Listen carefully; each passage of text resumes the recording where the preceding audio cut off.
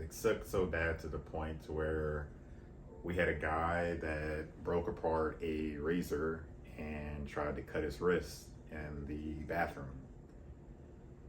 But the other lesser known parts about basic training in the Air Force that I thought sucked was the food. Whenever you get there and you're going through the days, you'll recognize that breakfast is pretty much all wheat, all their products. And that, to me at least, especially growing up on white wheat or white flour instead of wheat, it was kind of gross. But yeah, when you first get to basic, what they're gonna do is cut off your hair, and really you're gonna be sitting in this lobby with a bunch of other people who you don't know, and then they'll call you by your last name, and then you'll go through this process of picking up all your stuff that you're gonna need, getting bags, net bags. You'll be walking through the halls with those. You'll be picking out all the stuff that you're gonna need, and you're gonna get your hair shaved off, bald, looking ridiculous, and it'll grow back whenever. And during that time, they're asking you, do you know how to play a musical instrument? There's other stuff that they're gonna have you try to volunteer for during that time. I didn't really volunteer for any of it because I wasn't into any of it, and I just kept moving along with the process. So that first night, they get you where you're going. I'm not sure if you take another bus. I'm pretty sure it was a bus that they took us to the complex for basic. And after you get all your stuff, you're gonna wake up that next morning in the dorms, getting woke up by your cadre. They're gonna be yelling at you, of course. You're gonna get out, do PT, go to breakfast. That's where you're gonna taste that crappy breakfast that I was just talking about.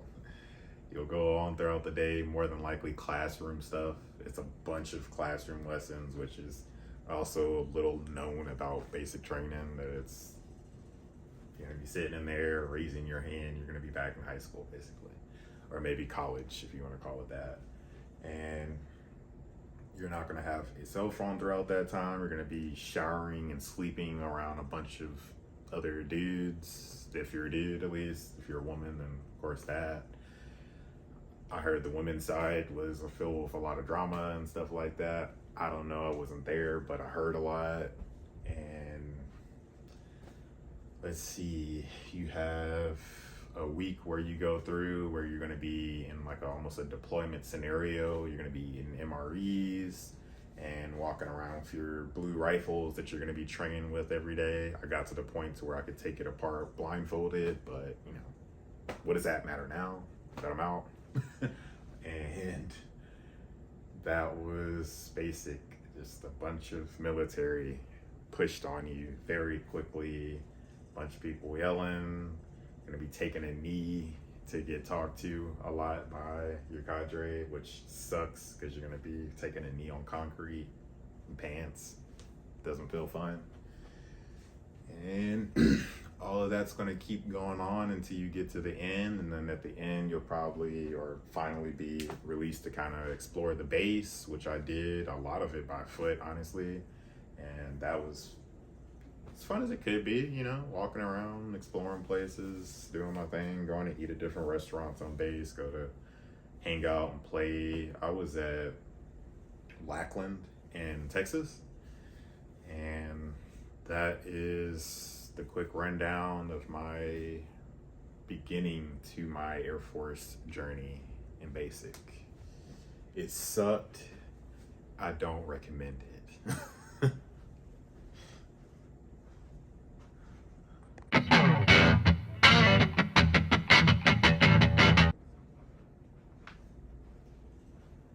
Now, tech school sucks in its own very particular ways. So, I spent 6 months in tech school. I was in Gulfport, Mississippi.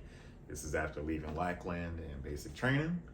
And there we learned from the cadre there. There's the Seabees, that are Navy construction workers basically, and they had instructors there. There were Army guys that are also engineers, and they had instructors as well. And that's who we were learning from. When you get there, you're feeling great because you just left basic, which was just so controlling and so like one-minded, and you get to the tech school where people are starting to become themselves, and you'll be that, or you'll see that, and you'll immediately want that, because when you first get to tech school, I think it's either the first 2 weeks or maybe the first month, somewhere around there, you're on restrictions where you can't drink, you can't wear civilian clothes, at least out of the dorms. There's a few other things, but at the same time, by that point, people have their game stations set up in their rooms where you can just go in and come out. People are drinking in the dorms. People are still sneaking out, going at nighttime to do whatever they want to do. I was guilty of pretty much everything that I just told you in tech school, and it was fun. It was fun because of some of that stuff. So a lot of it is working out. It was cold down there, and I remember specifically, I was walking with my hands in my pants, right? So this is me walking, marching along. Really, I'm just walking. I mean, we're supposed to be marching. And my instructor was like, McGee, which is my last name, why are you walking around here like this is a college campus? Get your hands out of your pants. Yeah, and I didn't choose college, so that's reasonable, I guess you can say. So it was a lot of that, but once I ended up getting my car there and then getting off of restrictions, which I ended up having to drive my Mustang. I had a '88 Fox body Mustang that I drove from Charlotte, North Carolina, all the way down to Mississippi, Gulfport, and I ended up having some fun, being able to go out on base, the BX, get food loaded up into the car versus having to walk with those bags, which you'll see plenty of guys doing, walking from all the way from the BX to the dorms. And this is pretty much no matter where your tech school is at, which very few people go to Gulfport, Mississippi in the Air Force like I did. And to get out, started talking to women back then, started going out different places, a little bit of clubbing here and there. And I didn't turn 21 until well after I was stationed at my base, which is coming up, and learned some things. I mean, so for me specifically, I'm in construction. We started with CMU block and kind of moved up. We got into welding, framing, drywall, painting, general gist of the construction process. And I had a lot of classroom time, had a lot of testing time in that period, and got in trouble a lot. Almost got kicked out, but there's also plenty of people who I actually saw go past the limit and get actually kicked out. A few guys while I was still there, because it was kind of wild, man. You know, a lot of drinking, a lot of hanging out, a lot of fun. Everybody's in their early 20s, and the environment definitely reflected that. And good and bad there, but generally more of just a learning lesson. It was almost just what I think of when I think of a crazy college party dorm, pretty much.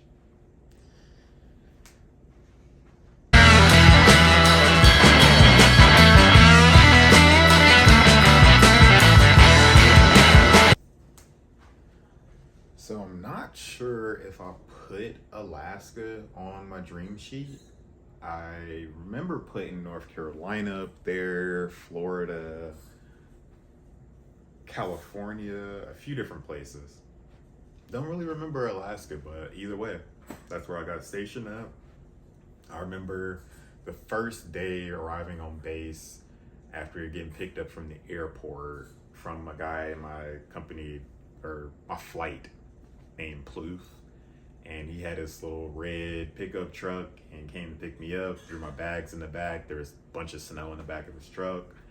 And I was like, dang, is my stuff gonna get wet? But, whatever. And we drove throughout the town. Everything was covered in snow. High, deep, just stuff that I've never really seen because I grew up in Charlotte, North Carolina, and it very rarely snows. But we're driving through base, and I'm seeing Alaska for what it is for the first time, and I'm like, wow. Does some drifting on the ice, and that was pretty funny and cool. And I got to my dorm and threw my bag in there. I may have put a few things away, and yeah. And I think it was this is at Elmendorf Air Force Base, Elmendorf, Fort Rich, which is an Army side to the base. But got there, second day, I think I talked to some chick on Tinder and ended up going whatever with her. I think we ate at McDonald's or whatever. And that was the second day. And then I think the third day, I'm not sure if that second day I had gone to work or not, or if that might have been maybe the weekend.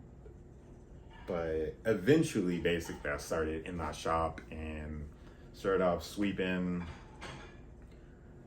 and cleaning up around the shop, just like most people do in the construction field, doing PT, learning who's who, looking at the women that were there, because I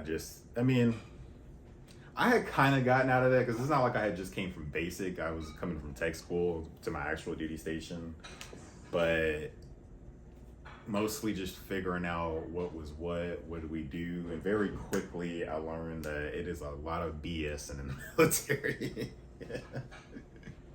Very quickly I learned about what we call moose runs, at least up in Alaska. It's where you just drive out on base, basically wasting 30-45 minutes driving out basically until you see a moose, and then you see a moose, and then you come back. And of course there's no work involved in that trip. And a lot of it, but on the other side of it, a lot of hard work, a lot of learning, a lot of skills picked up, little things that I saw that just had never dawned on me. For instance, if you're trying to fill in a screw hole that is bored too widely and it's in the wood, you could just take a pencil basically, or any other piece of wood, stick it into the hole, break it off, maybe hammer it in a little bit, and that'll give you enough wood to be able to drill back into it. And just a plethora of other experiences and things, but also, again, filled with a bunch of just nonsense, hanging out, drinking at this event and over here, and then like we're obviously on base and we're drinking, and then people have cars so like you're gonna have to drive. Wild. It was an experience, but it also had its downsides, of course, obviously. I mean, that's just the military in general. So if you want to be able to move up at a certain amount of time and make a certain amount of money, as I experienced in the outside world, you can't do that in the military. You have to test for certain things. Other things, especially when you're first starting off, from like an A1C or a basic airman, it's just time. Like you have to be in for a certain amount of time, then you just move to the next place pretty much. And even after that, like you would never have to do half the things that you would in the military to get to the next rank than you would for just being able to basically just switch jobs and go up in salary or go up in position title because you've been sitting over here and they haven't moved it up for you, so you decided to move yourself, and then they give you that position because you applied for it. And not saying that you can't do some of that in the military, because I remember getting asked for the chance to join Spec Ops, basically the Special Forces of the Air Force. Declined it, but it's like possibilities to switch your career somewhat, but you also have to pretty much go all the way back through tech school, which sucks. it it was a lot of fun. 4 years of getting to know new people, trying to mesh, trying to figure out what life's like there. Just decent places to eat. Let's throw that in there. The dorms definitely suck. You got inspections all the time. I kind of brought this up before, but gaining an alcohol habit, a tobacco habit. I was dipping for the longest time. Luckily, I was able to stop that. But that's the experience.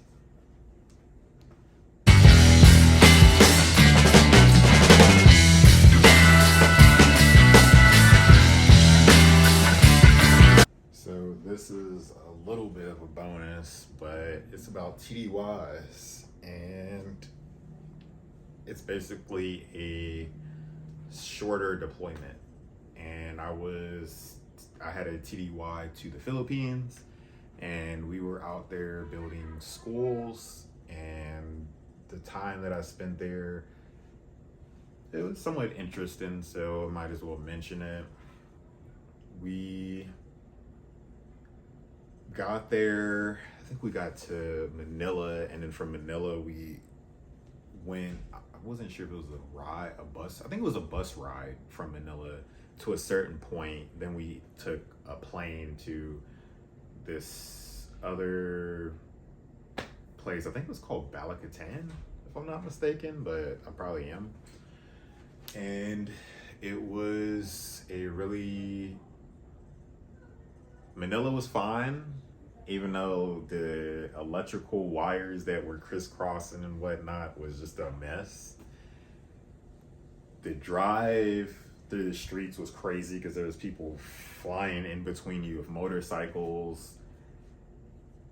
It was kind of wild, but it was nothing in comparison to getting out into the countryside and to the place where we were actually going to be building those schools at. Man. I guess it's not really funny, but I mean, it literally looked like a bomb, either an extremely large bomb or let's go atomic bomb went off, just because there had been a massive tsunami in the Philippines a couple of years before I got there, and you could just tell it had wiped out so much stuff. So you just had people in like cardboard, wooden crate sort of houses. I don't know how, I mean, it would be 2 adults plus a bunch of kids in these type of things. They were just on the side of the streets. There were people with fires on the side of the streets. I'm pretty sure either burning trash or cooking in some instances, which is just just think about it. If you were driving down a street and you saw a fire on the side of it with someone trying to do something with it, that's just abnormal in America. You don't see that. And you also don't see someone living in a house made out of crates and stuff like that on a normal basis, at least if you're not in like the homeless shelter side of town. And most places have their side of town. This was like everything that you saw. I mean, every now and then there would be a few houses made out of concrete and steel that had maybe a car or something parked in a driveway, but for the most part is these little shanty buildings. So we got there, the places that we're going to be digging in, it just so happened to be a freaking old junkyard. Who would have thunk or known? So we started building on it, learned that you don't salute officers whenever you're deployed, which this is still a TDY, but it was something. So you don't respect rank per se. You don't necessarily address someone by their rank. We worked 12, 16 hours. We finally got fans after a while. There was lizards that were running around everywhere and all other kinds of bugs. We got a lot of the trash out from the foundation of the building where we're going to be at, pour concrete in, start laying CMU blocks. and building up the structure, welding rebar for the front concrete part, where it was like a landing basically, and it would be a sidewalk in between the two buildings that we were building. Part of it, I was up on a roof with standing seam metal roofing, and at nighttime, whenever it transitions from heat to the nighttime, all metal attracts moisture, and there's so much moisture in the Philippines, it sticks to all the metal. And so we were up there, and it got super slick as soon as the sun started actually going down and the temperature started cooling off. And I ended up falling down and catching myself on my glove on one of the metal screws that you use to attach the standing seam roof to the top of the roof, basically, and or really the CDX sheathing, plywood sheathing that's underneath. But ended up falling down, catching myself on a nail. My drill fell all the way down, and of course I was talking about the rebar that was again welded up for the concrete landing that's on the sidewalk in front of the building. If I hadn't caught myself, I would have fell all the way down the building, off and into the rebar, and probably impaled myself. That would have sucked. That ended up causing a back injury that I still live with today. The Philippine soldiers that we were with ended up getting ambushed on the way in because they were still in some type of inter-civil war type of situation with a group that they had been fighting since maybe a couple of years, 2 or 3 years before we got there. Their truck was shot to crap. They had massive guns from basically the Vietnam era, M60s, M16s that you could tell were old. M14s, I saw a couple of those with those guys. And then the Marines got deployed with their M4s and M9s pistols. It's kind of weird being empty-handed as the Air Force. I guess we're just there to think and build stuff. But we got to drink a few times there. I think they gave us 2 beers, and then we were getting snuck beers by the Filipino guys. We got to party there a few times. They like to listen to rave music. After we got done, we got to explore Manila a lot more, and we stayed in a hotel that had like 8 different floors to it, and I think it was like a 3-story mall also at the bottom 3 floors too. So it was, that part was so great whenever you have just come from sleeping on cots, getting fans after a while. I mean, we had to basically bathe with buckets that you just pour over your head after getting wet from some of the water. Like, we were in dire circumstances. Not really, but it sucked. And what I will say though is that we didn't have to eat MREs the whole time. So the Filipinos there, they cooked for us, which I think their army brought their own chef, and it was some good food. And yeah, their concrete is cut with unregulated lime, and because it has unregulated lime, touching it would get you burns all over your skin. I had so many blisters because of how hot the sun was out there all over it was almost like hives kind of that you get from like the heat, but bumps all over me from constantly sweating and then having it dry and then sweat and then having it dry. I mean, there was literally salt that you could see on your shirt that would form because of how much sweating you do throughout the day and how much you evaporated and drank more.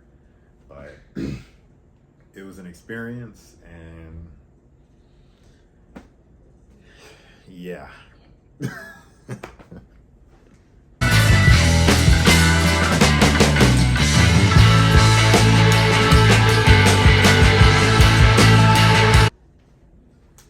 So one of the interesting change-ups in my life is that I got married in 2019, back whenever I was on base, and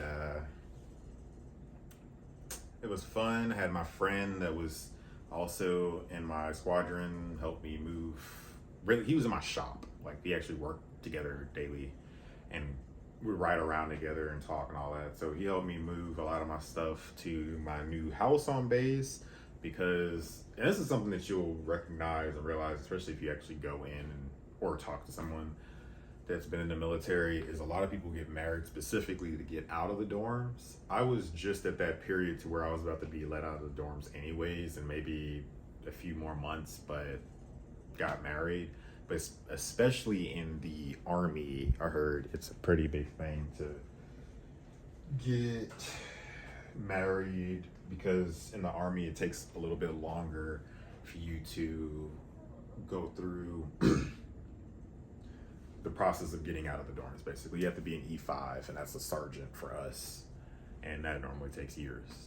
So got out, started living with my wife, and it was interesting time, especially because I was drinking a lot, but also just being a new couple, new house, a 2-story house with a 2-car garage, massive rooms, a massive family room on the second floor.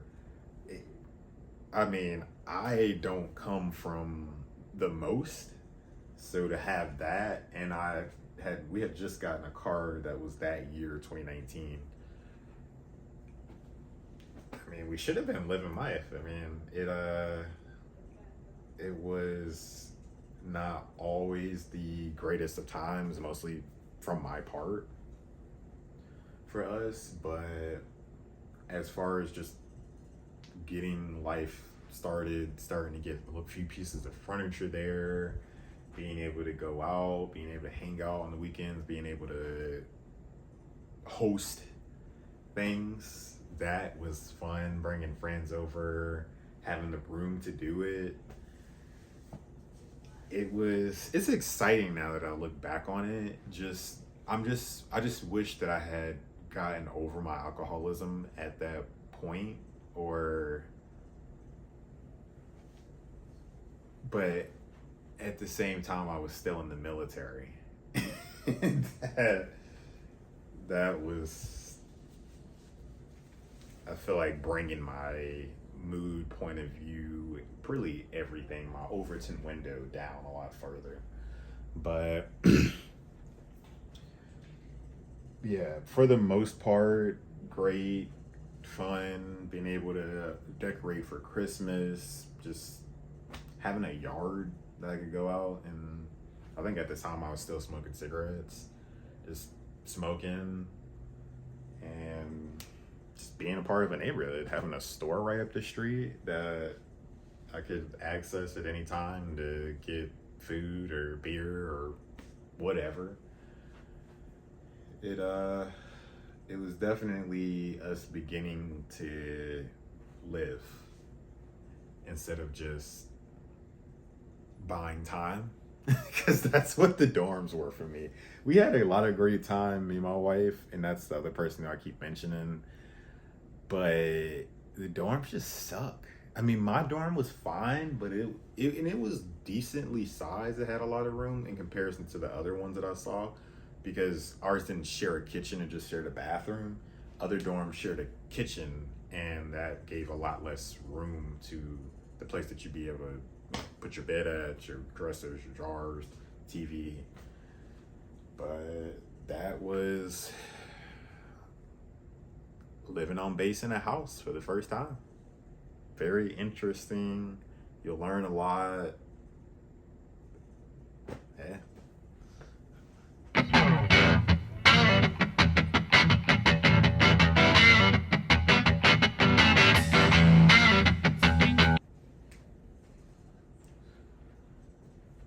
One of the things that I didn't mention on the last part is make sure that you get your sheet together whenever you're doing your little checkout for on-base housing, because they definitely like to charge the crap out of you if you don't have everything done. Me and my wife and my wife's mom spent hours cleaning carpet, cleaning the floors, wiping things off, getting marks off walls, all kinds of stuff to try and avoid all the fees and stuff that come whenever you get off on base housing. So just keep that in mind. So, leaving Alaska. It was definitely bittersweet for me because the Air Force was all that I knew at that time, and I had just been in for the past 4 years of my life, so I didn't really know where I was going career wise, what I wanted to do in association with all the stuff that I had learned, because I knew that I wanted to continue on this path and not just fully restart and become, I don't know, like a music teacher or something like that. I know I didn't want to just branch off completely. And not only that, we weren't staying in Alaska. My wife has family in Arizona, and let's just call it had back then. And so we were already thinking either getting and going back to North Carolina, Charlotte, which is where I was born and raised, or out here because of my wife's family, and we chose Phoenix, Arizona. And so getting that set up and ready to go, having to transition all of our crap out of home-based housing and just uproot everything and restart. And it was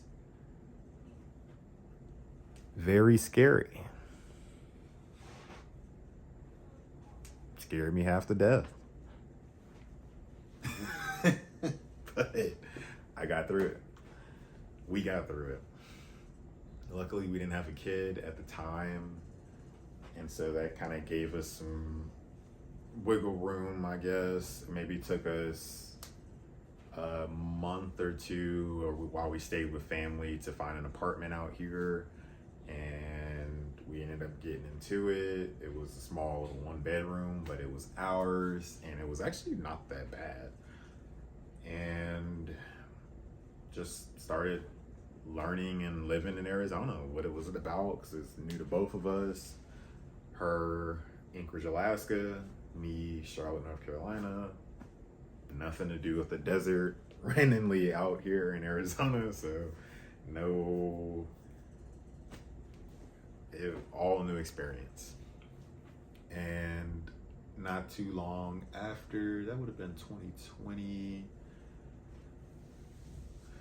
and yeah, not too long after, my wife got pregnant, and we ended up having our daughter True, who is 3 years old now. And we moved from the 1-bedroom to a 2-bedroom. As far as my career, I ended up becoming an estimator and a project manager, which is what I post about a lot on my channel. And we've pretty much been able to figure out things from here. Right now, we're renting out a house. My wife is in school. I am transitioning more to the entrepreneurial side of things and not really focusing as much on the career side of things, but being more skilled in my career is actually going to help my entrepreneurial side, because I sell digital products that use my job knowledge and what I've learned to help other people learn it. But that was pretty much the Air Force stepping stone, I guess you could say, in life for me. I ended up getting my associates while I was in the Air Force. I ended up testing out for my associates, which is basically, I never had to spend a single hour in class. I just went through all the testing. They gave it to me. I passed the test. They gave me the grade, and then I just moved on until I finished out my associates like that. While I was still in, I learned a lot. I got mentorshiped a lot by the older men that were around me. No one really knows, but I lost my father back whenever I was 14 years old. So that has always been a thing moving forward, is to find men who I could kind of respect and then learn somewhat what they know. And I do a lot of that on YouTube, especially even nowadays. I look at entrepreneurs and where they're going with their lives and the things that they've had to overcome. But hopefully this can be that for you, you know? Like I'm pretty sure staring down the barrel of a 4 to 6 year contract and or at least thinking about it, and you want to know.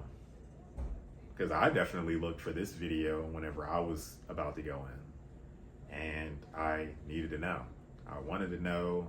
I wanted to be prepared. You can't feel good on sifting sand, which is coming from either the high school or college, or even just being in a career for years and deciding you're going to go off into the military. It can't be that of a good feeling to not know what's ahead of you. And then on top of that, for you guys who are right now about to be transitioning out of the military and into the civilian world, that, like I just told you about, was extremely horrifying to me, being that I had only been doing this one thing, and now I'm going to be transitioning to a completely different life, completely different people who I don't know their values, who I'm not on base anymore. That's going to be a big thing to get past mentally, is not being on base unless you lived off base for long enough. But you almost feel like you have somewhat of a safety net. And I'm pretty sure you probably get this in college a little bit, feeling like you're safe on campus and maybe not right outside of it, basically. You almost feel like you don't have to lock your car doors whenever you're getting out to go into, a quick gas station on base, because it's just not that sort of thing. And I know what the flip side of that is like, because of where I came from and seeing the complete opposite, and then being able to experience it for 4 years and then coming back out. But use this as a resource. Think about the decisions that you're going to be making. And hopefully I helped.